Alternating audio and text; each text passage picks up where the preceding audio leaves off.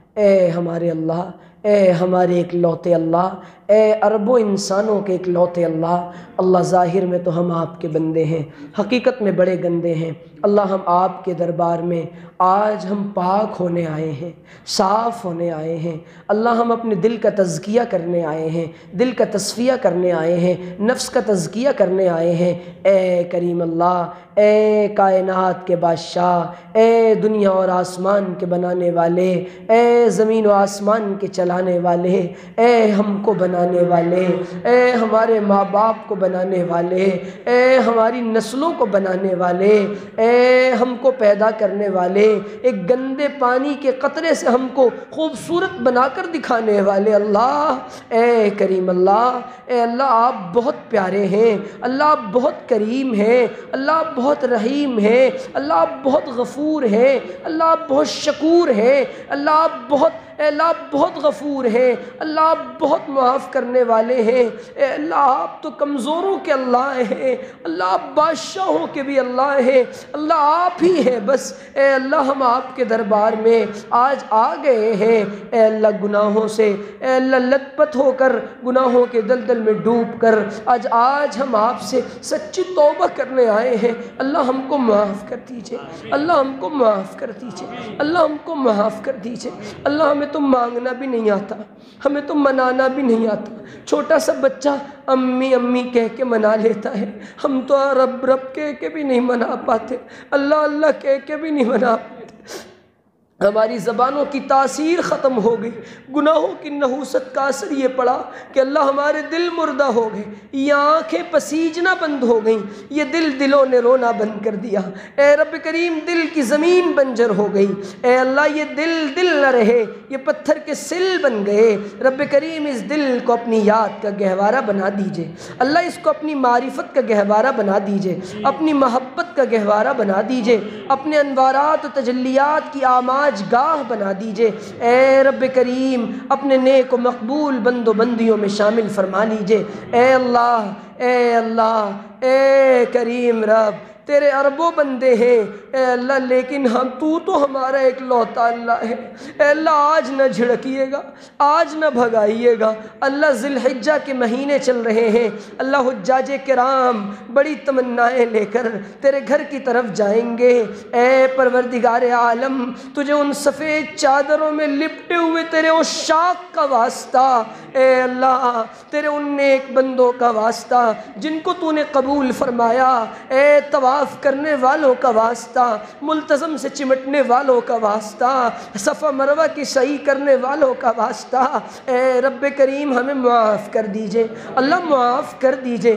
اے رب کریم، اے اللہ، ابن قیم کہتے ہیں میں نے ایک ماں کو دیکھا، اس نے اپنے بچے کو مار کر ڈانٹ کر غصے سے گھر سے نکال دیا، بچہ گلی میں انتظار میں بیٹھا رہا، ماں دروازہ کھولے گی، اے اللہ ماں بھی تکتی رہی میرا بچہ دور نہ چلا جائے۔ اللہ آپ ہماری توبہ کے انتظار میں تھے، اللہ آج ہم سچی توبہ کرتے ہیں، پکی توبہ کرتے ہیں، اللہ ہم بالکل سچی توبہ کرتے ہیں، اپنی گناہوں بھری زندگی سے یو ٹرن لینا چاہتے ہیں، اللہ ہم پلٹنا چاہتے ہیں، اللہ ہم تیری دربار میں آنا چاہتے ہیں۔ اللہ جھڑکیے گا نہیں، اللہ بھگائیے گا نہیں، اللہ رسوا نہ کریے گا، اللہ ہمیں دھتکاریے گا نہیں۔ اللہ آپ نے تو کہا ہے وَأَمَّا السَّائِلَ فَلَا تَنْهَرْ، دیکھو مانگنے والے کو نہ جھڑکو۔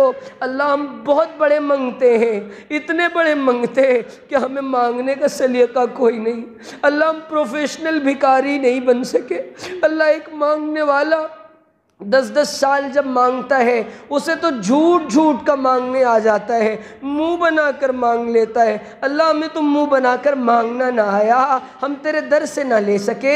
اے کریم اللہ معاف کر دیجئے، آج معاف کر ہی دیجئے۔ اللہ جی آج کہہ دیجئے نا میرے بندو میں نے تم کو معاف کر دیا، اللہ آج کہہ دیجئے نا میرے بندو میں نے تم کو معاف کر دیا۔ اے اللہ کہہ دیجئے نا، اللہ رات آتی ہے، آپ کی صدا لگتی ہے، حل فَهَلْ مِن مُسْتَغْفِرٍ فَاغْفِرْ لَهُ، اے ہے کوئی مغفرت طلب کرنے والا جس کو میں معاف کروں۔ اللہ دیکھیے نا، ہماری سب سے بڑی ضرورت ہماری مغفرت ہے، اللہ معاف کر ہی دیجئے۔ اللہ ایک دیہاتی دعا مانگ رہا تھا، دیہاتی کہنے لگا اللہ آج اگر آپ نے معاف نہ کرنے کا ارادہ کر لیا تب بھی کر دیجئے، اللہ تب بھی کر دیجئے۔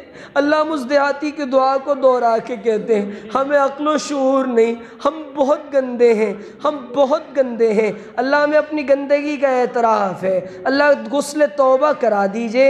اللہ اس سے پہلے کہ لوگ کہیں جی چلو جنازہ اٹھاؤ، چلو میت کو لے کر جاؤ، چلو کفن دو، چلو بیر کے پتے لاؤ، چلو گرم پانی سے غسل کراؤ، اجی کفن تیار ہوا یا نہیں، اللہ ہمیں اپنا پیارا بنا لیجئے، اللہ ہمیں اپنا پیارا بنا لیجئے، ایسا بنا لیجئے کہ ہم صرف آپ کے بن جائیں۔ اللہ ہمیں دنیا والوں سے واسطہ نہ ہو، جو ہم کو دیکھے اسے آپ سے محبت ہو جائے۔ اے اللہ ہماری زبانوں پر ہدایت کے بول جاری فرما دیجئے۔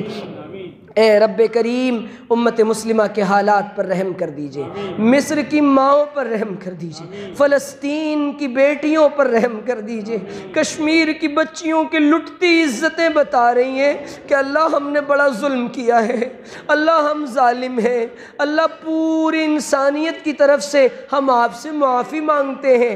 اللہ بے قصور انسانیت، نہتی انسانیت، بے گور و کفن پڑی لاشیں، اے اللہ یہ ہم سے کہہ رہی ہیں اے امت مسلمہ کے غیور جوانوں، اے اللہ ہم آپ کے حضور ان کے لیے ہاتھ اٹھا کے کہہ رہے ہیں متی نصر اللہ، اللہ آپ کی مدد کب آئے گی، اللہ آپ کی مدد کب آئے گی۔ اللہ کہہ دیجئے نا کہ الا ان نصر اللہ قریب، میرے بندو میری مدد قریب ہے۔ اللہ اب تو ہمیں ہمارے ملک کا غیر یہ تانا دے رہا ہے تمہارا خدا کہاں ہے، تمہارا اللہ کہاں ہے، اس کو بلا لاؤ، اللہ ہم تجھے بلانے آئے کہ اگر تو نے حق پرستوں کی دل جوئی نہیں، تانا دیں گے بت کہ مسلم کا خدا کوئی نہیں۔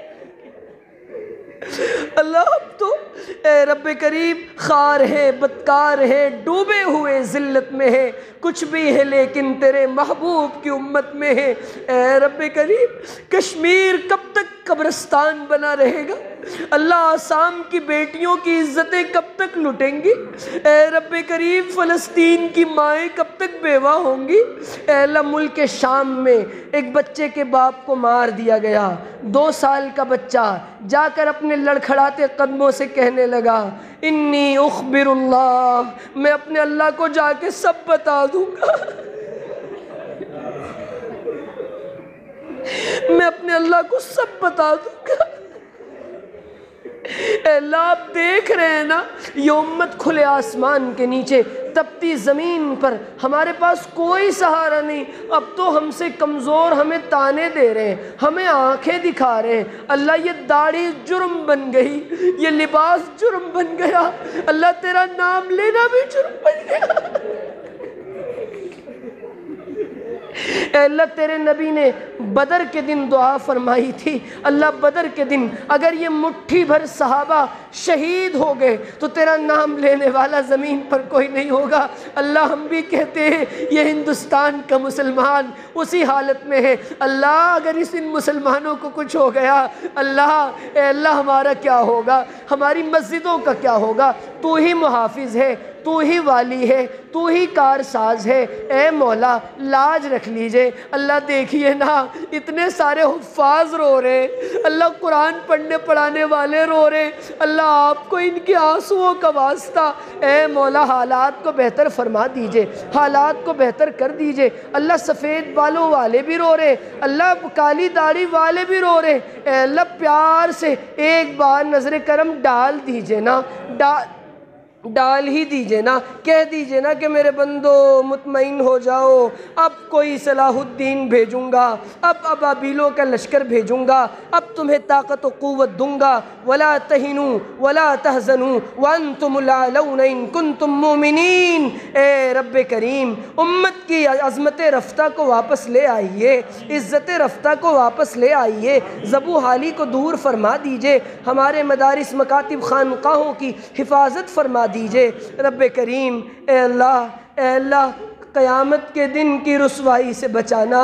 اے اللہ حضرت عارفی کہتے تھے اگر اللہ یہ کہہ دے چلو میں تم کو عذاب نہیں دیتا لیکن تمہارے گناہوں کی ویڈیو تمہارے مشائخ کو، تمہاری اساتذہ کو، تمہارے والدین کو دکھاؤں گا، ہر انسان کہے گا اللہ مجھے جہنم میں ڈال دے۔ اللہ ہمارے حالات کو درست کر دے، ہماری خلوت جلوت کو برابر کر دے، خلوت جلوت کو پاک کر دے۔ اللہ ہمیں مرنے سے پہلے اپنا پیارا بنا لے۔ اللہ جب دنیا سے جانے کا وقت آئے اے اللہ نہ جانے کیسے کیسے غم کے مارے اور دکھیارے مجمع میں بیٹھے ہیں، آپ کے علاوہ کسی سے کہہ بھی نہیں سکتے، بتا بھی نہیں سکتے۔ اے رب کریم امت کے حالات پر رحم فرما دیجئے، سب کی جائز تمناؤں کو پورا کر دیجئے، غمگین دلوں کا مداوع کر دیجئے۔ اے رب کریم ہمیں تو مانگنا نہیں آتا، ہمیں تو مانگنا نہیں آتا، ہمیں تو مانگنا نہیں آتا۔